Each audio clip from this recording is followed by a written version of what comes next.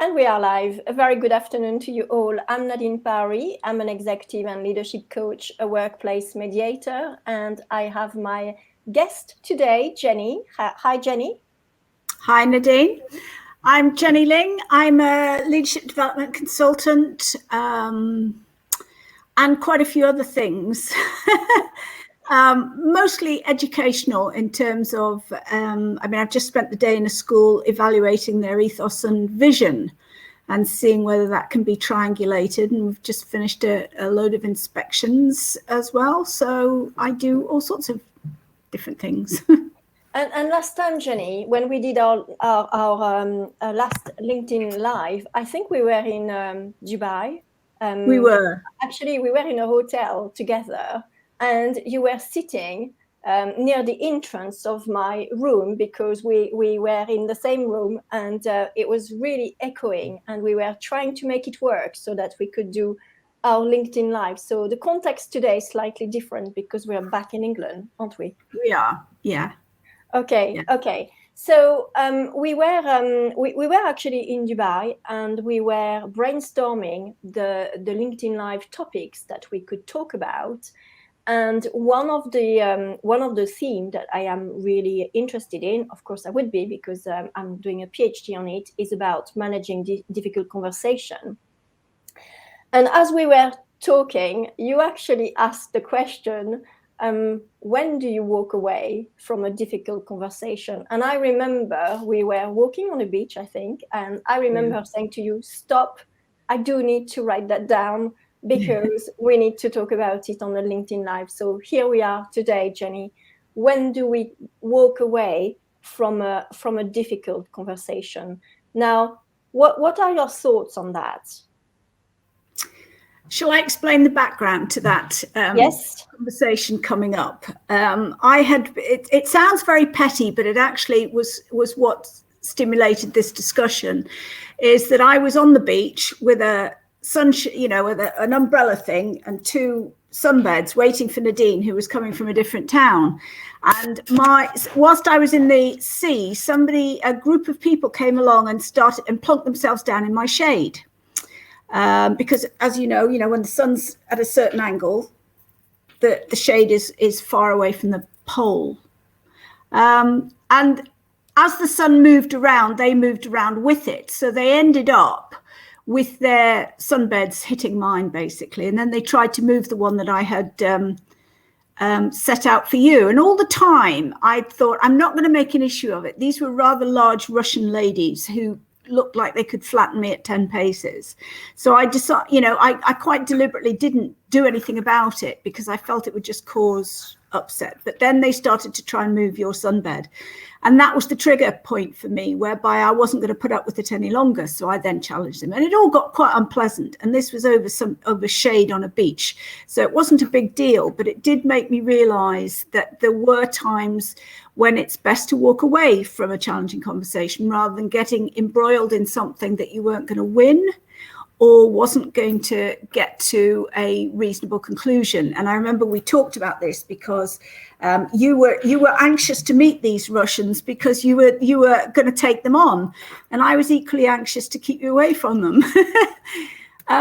So we started discussing we've talked a lot about challenging conversations and how important they are, not to turn your back on them, but to have a courageous or a challenging conversation. But I then did say, well, when is the time to walk away?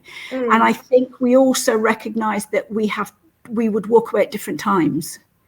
And it's not even necessarily walking away from it, it's not walking into it. So, and I think that I'm much more inclined to avoid it than you are. And I know that there have been times when you've kind of poked me from behind saying, come on, Jenny, stand up for yourself, kind of thing. And I do stand up for myself, but I do, there are times when I will avoid a challenging conversation without a doubt. Do you think, you've just mentioned the word courageous conversation.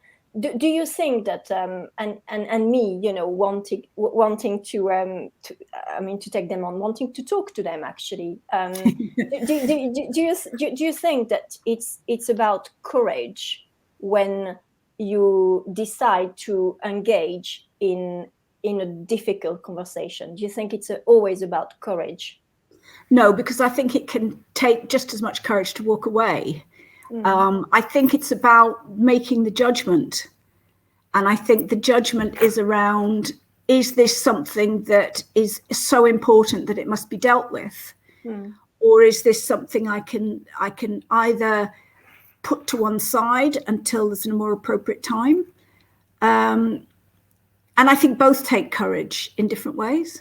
What do you think? Yeah. I mean, I agree with you. I think that to have a difficult conversation, I mean, first of all, I think that the word difficult conversation is a perception, because I think we make it difficult by using the word difficult conversation.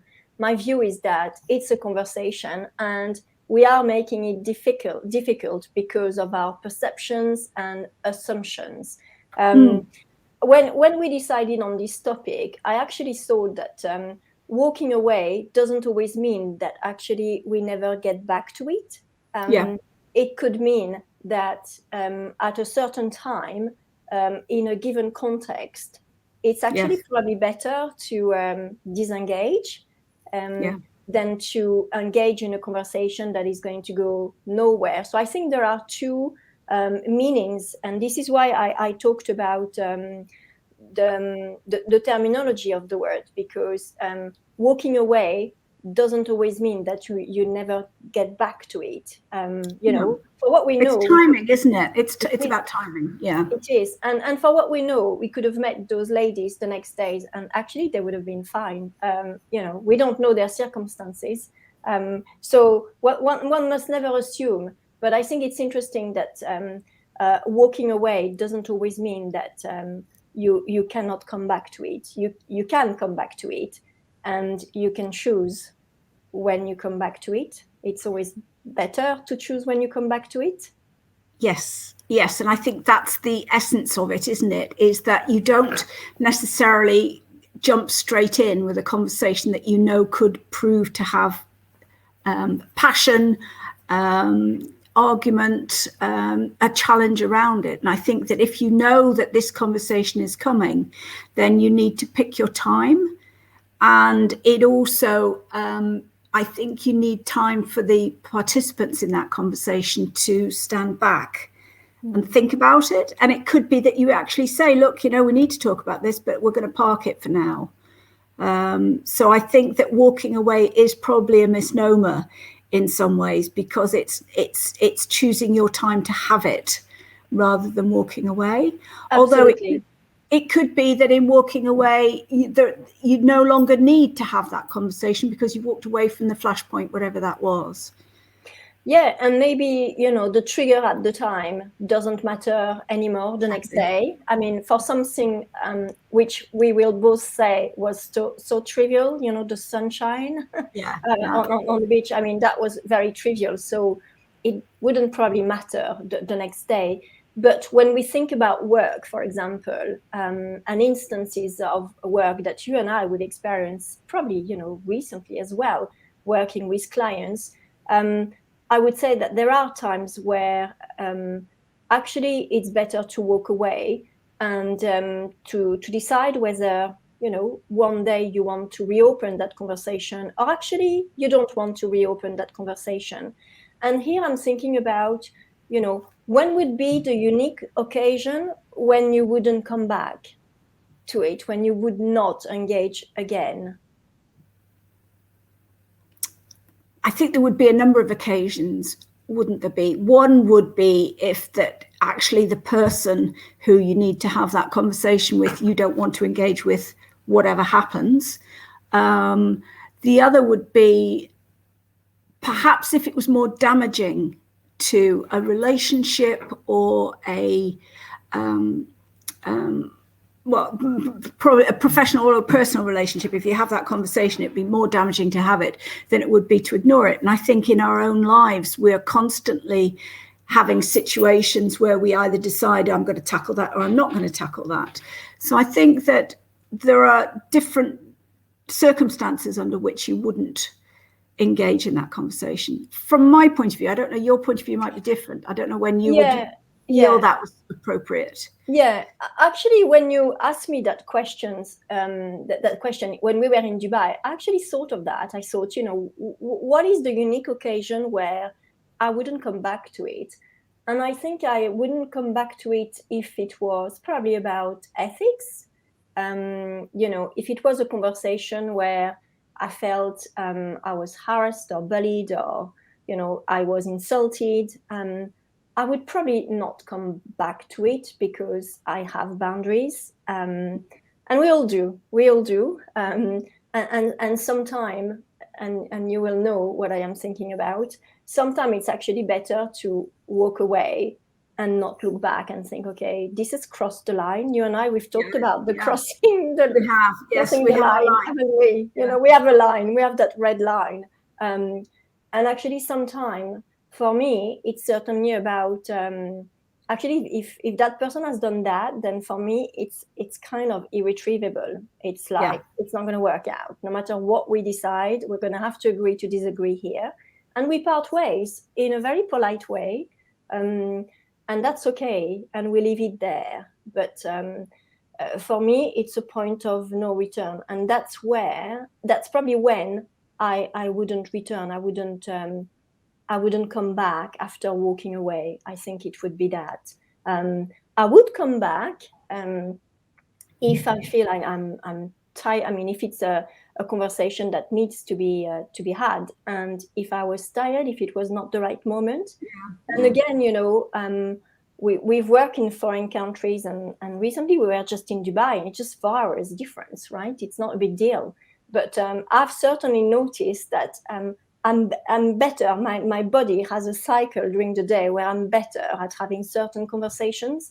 So if I'm tired, I'll probably postpone a conversation and come back to it when I feel better, because of the time zone, particularly when I land in that country. It takes me a bit of time to adjust. I mean, those might sound silly, but actually it makes a huge difference. Absolutely. And I think that mood or timing is probably the most important reason for walking away, because very often, I mean, for instance, this conversation could be something quite, I don't know, people disagreeing quite strongly about something, and that you recognize yourself, I'm tired. And when I'm tired, I can be less rational. So let's talk about this, at a different time. One of the strategies I used to have as a head teacher is we used to have parents coming up on the bounce, as they called it, so that something had happened during the day with their child, and the child had gone back and wound the parents up to say such and such has happened at school, and the parents would come up on the bounce, as we called it. And I would never engage with a parent who came up on the bounce, because they needed time to assimilate what had happened and to think about it before they came. I mean, I had one guy come up who'd obviously been mowing his lawn. He came up just in a pair of shorts, and he was hot and sweaty and was covered in grass. And I just wasn't going to entertain any discussion. And I said, look, please make an appointment to see me 9:00 tomorrow morning, and I'll give you all the time that we need to discuss this. And he came back and he had a completely different attitude. So I think that the cooling down period, whether you're tired or whether you just need to diffuse the situation, I think you should never go into a conversation where the temperature starts off hot. If it's hot to start with, then you say, okay, let's reconvene. Let's meet again in an hour, or let's meet again tomorrow, because I think that passion gets in the way of being rational. Yeah. And I think that that's a time when you certainly would not walk away, but reconvene or rearrange. Yeah. I love what you say about taking the temperature and kind of assessing, what's going on for the other person. But sometimes we don't have a second chance, sometimes it's going to be quite hard to come back, because the next day the team isn't going to be there together, or, we're going to be on our next flight, or, and kind of now is the time or never. So how would you do it if it was like, okay, it's now or never? what do I do? Do I go for it? Do I attempt, or do I just back off? I mean, that's quite a tricky question I'm asking you. I'm just interested. I think it depends on how high the stakes are. Yeah. You know, how important is it that I have my say in this? Or how important is it to just not restoke the fire? And I think that I wouldn't be able to generalize in terms of what I would walk away from and what I wouldn't walk away from, because it depends on the circumstance, it depends on the heat, and it depends probably more on the context. Yeah. So if this was something that, take an example, you know, we've talked about red lines and we've talked about ethics, and I think those are the things that upset you and I most, is when people cross that red line or when they do something that we feel is unethical. And there are some times when, much as I might want to walk away, my mouth just goes because I'm so upset, aghast, or whatever at what somebody said, that I have to say something. And that's not necessarily the best time for me to say it, because it's a knee-jerk reaction. And I would rather come back when I've had time to process it. But you know yourself, if somebody crosses that red line in some ridiculous way, then something, you know, you're going to say something. But I don't think you can generalize on when that would be. Yeah. I guess if it was just okay, I have to deal with it now. I guess one of the things that I would do is go into a different place in the building. So where I would feel the heat, as you say yourself, you know, take the temperature. If it was a specific room with a history, okay, of where the triggers and the heat would come from, I think I would try to go somewhere else. And the fact that I would transition, you know, it's kind of walking on that bridge to go to a different room, offer tea. I mean, you know, it's amazing what a cup of tea can do to people sometimes. It just takes 5 minutes, but actually it can really change the mood, the atmosphere. And I would try to use time so that time is my ally for about 5 to 10 minutes, a kind of transition, so that I position myself in a different place with, you know, that person or a group of people, so that the conversation could start in a different place where it would feel different. I think I would do that. And I have done that in the past. It's worked. So that's, you know, that's one little tips that I would use, which can help actually. And it's also about acknowledging that, taking responsibility. Like, you know, it's I find it difficult in that room where everybody seems to be you know, quite annoyed, or I'm just struggling in that room to have that conversation. So I've kind of brought you here because it feels a bit more peaceful here. And, you know, you look at the seats and the seating arrangement, and, you know, you open up some windows, and I think that sometimes can make a little bit of a difference.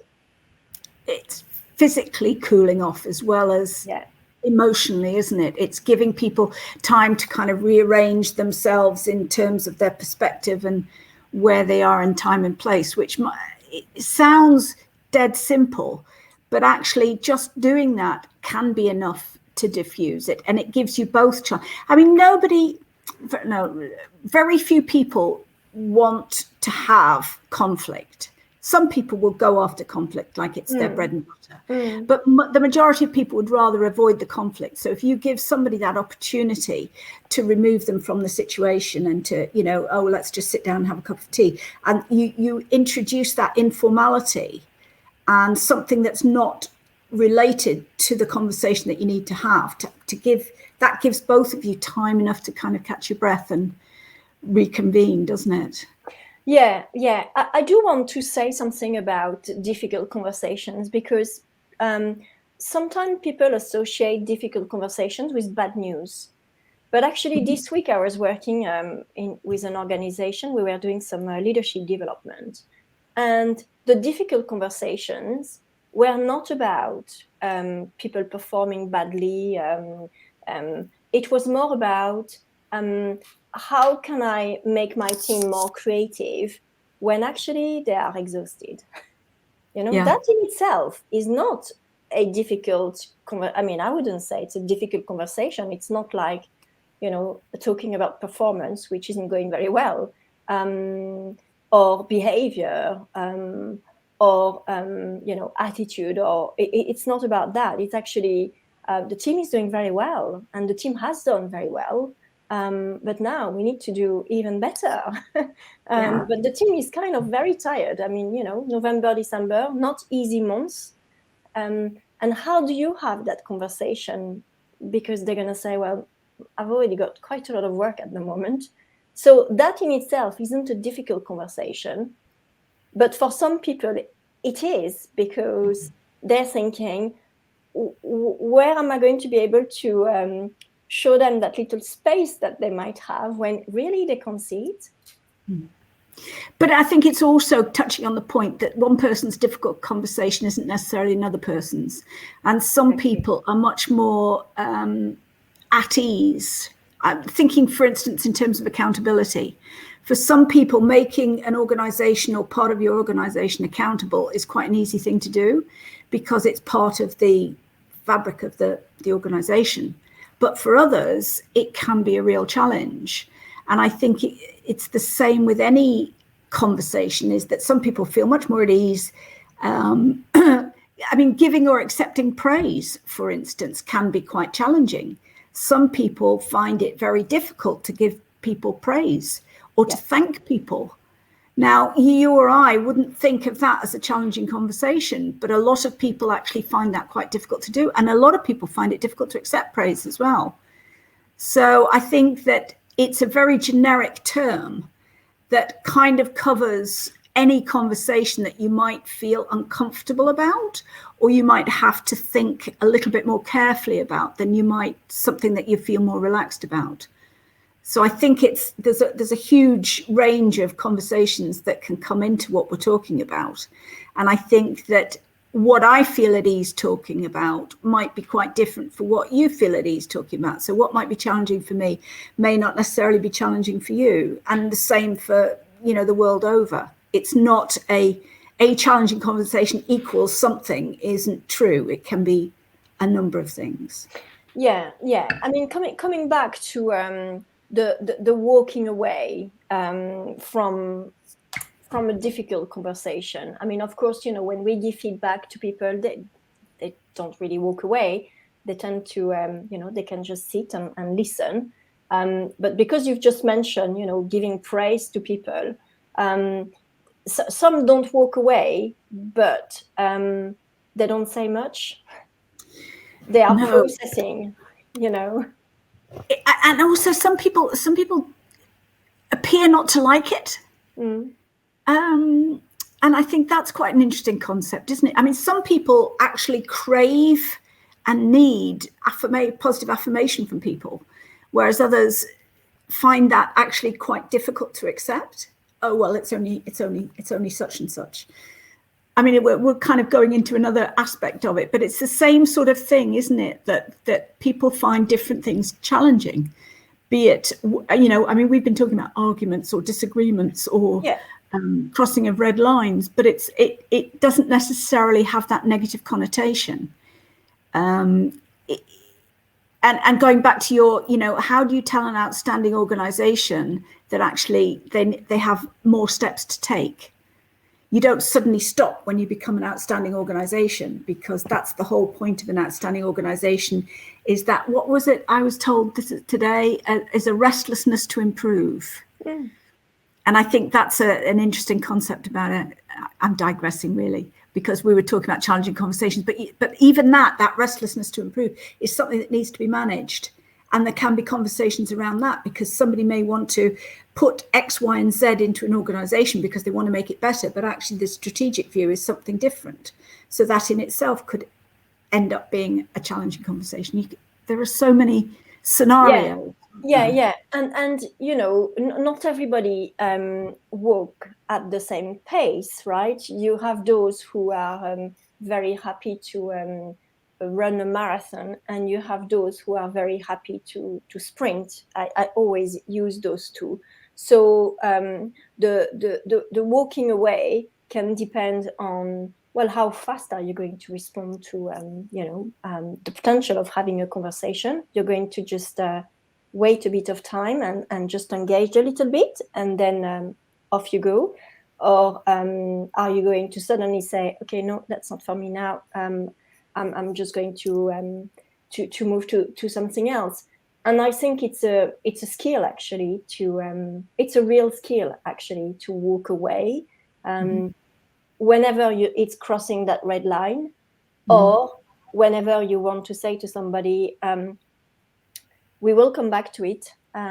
We can reschedule a time to come back to it, because you are committed to solving the issue that needs to be talked about.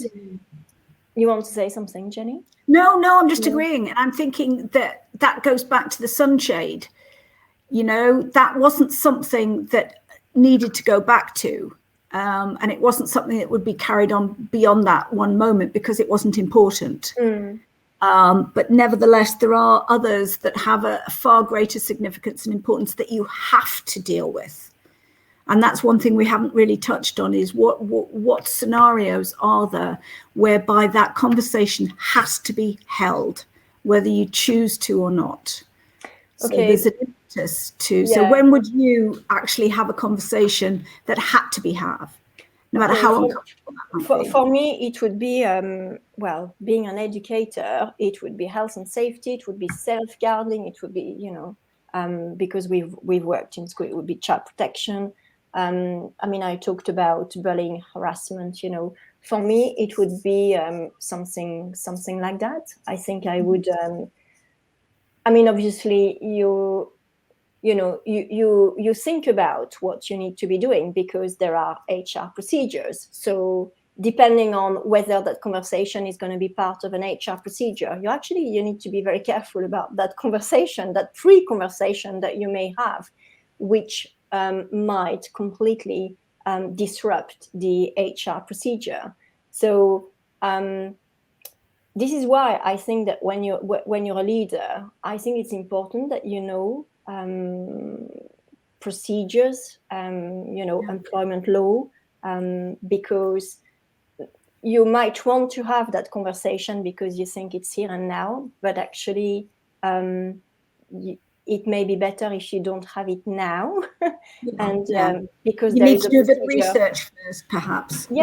Because there is a procedure to follow, and actually, if that goes into an employment tribunal, that very first move would have been the wrong move. So I remember when I was a head teacher, I actually took my team to an employment tribunal as part of their training to understand the procedures. And they said that it was the best training that they'd had in their career, because they could then understand why we needed to do things in a very specific order. Because sometimes there is what you would like to say and what you would like to do, but you can't do it because there is the procedures. But are there other times, do you think, when you have to have that conversation?